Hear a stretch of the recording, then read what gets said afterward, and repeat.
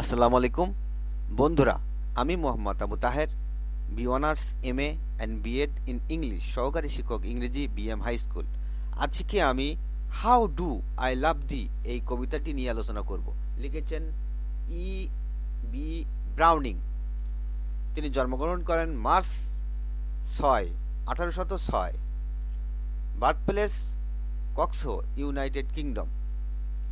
মৃত্যুবরণ করেন জুন 29, 1861, 55 বছর বয়সে। Resting place United Kingdom. Notable works on the cruelty of force men to man and essay on mind. Occupation poet, genre poetry. Theme love. Spouse name Robert Browning. Stanza, এখানে stanza ওইভাবে নাই, দুইটা ধাপ আছে, একটা হচ্ছে অক্টেভ আর সেস্টেট।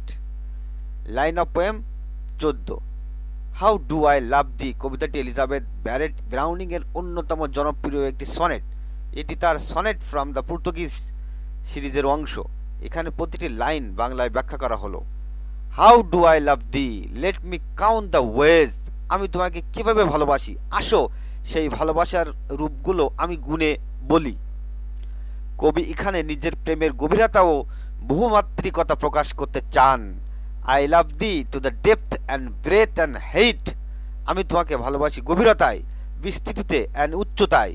কবির ভালোবাসা সীমাহীন, এটি শারীরিক মাপের বাইরে গিয়ে আত্মার অনুভূতিতে পরিণত হয়েছে। My soul can reach when feelings out of sight. যেখানে আমার আত্মা পৌঁছাতে পারে, এমনকি অদৃশ্য অনুভূতির মধ্যেও এই ভালোবাসা আত্মার গভীরতম স্তর থেকে উৎসারিত, যা চোখে দেখা যায় না। For the end of being an ideal grace, অস্তিত্বের শেষ প্রান্তে এবং আদর্শ কৃপায়। ভালোবাসা তার জীবনের উদ্দেশ্য এবং ঈশ্বরের কৃপায় পূর্ণ। I love the to the levels of every days. আমি তোমাকে প্রতিদিনের প্রয়োজনীয়তার স্তরে ভালোবাসি। প্রতিদিনের সাধারণ জীবনের মতন এই ভালোবাসা সহজ এবং স্বাভাবিক। Most quiet need by sun and candle light. সূর্যের আলো বা মোমবাতির আলোয় যে শান্ত প্রয়োজন হয়, এই ভালোবাসা দিন রাতের প্রতি মুহূর্তের অপরিহার্য। I love the freely as man strive for right.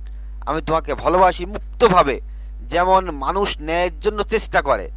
ভালোবাসার এই অনুভূতি নিঃস্বার্থ এবং সৎ। I love the purely as the turn from prize. আমি তোমাকে বিশুদ্ধভাবে ভালোবাসি, যেমন মানুষ প্রশংসা প্রত্যাখ্যান করে। ভালোবাসার এই রূপ নিঃস্বার্থ এবং বিনয়ী। I love thee with the passion put to use.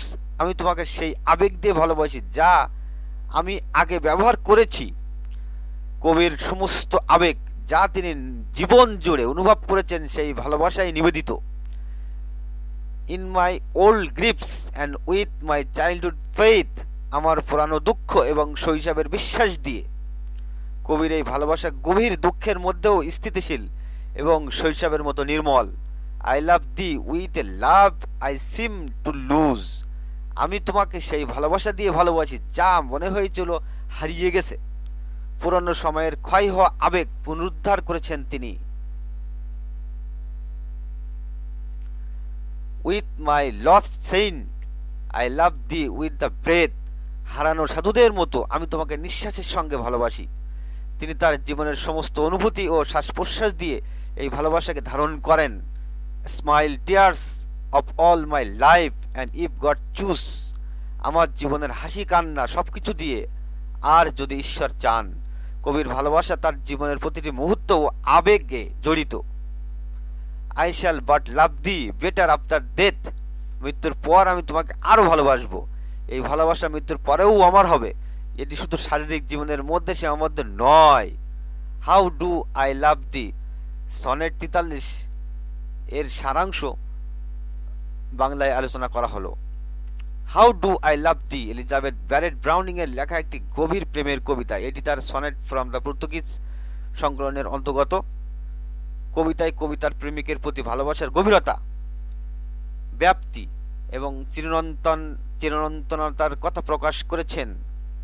কবিতার ভালোবাসার মাত্রাগুলো ব্যাখ্যা করতে গিয়ে বলেছেন, এই ভালোবাসা এতটাই বিশাল যে এটি আত্মার গভীরতম স্তর পর্যন্ত পৌঁছে যায়।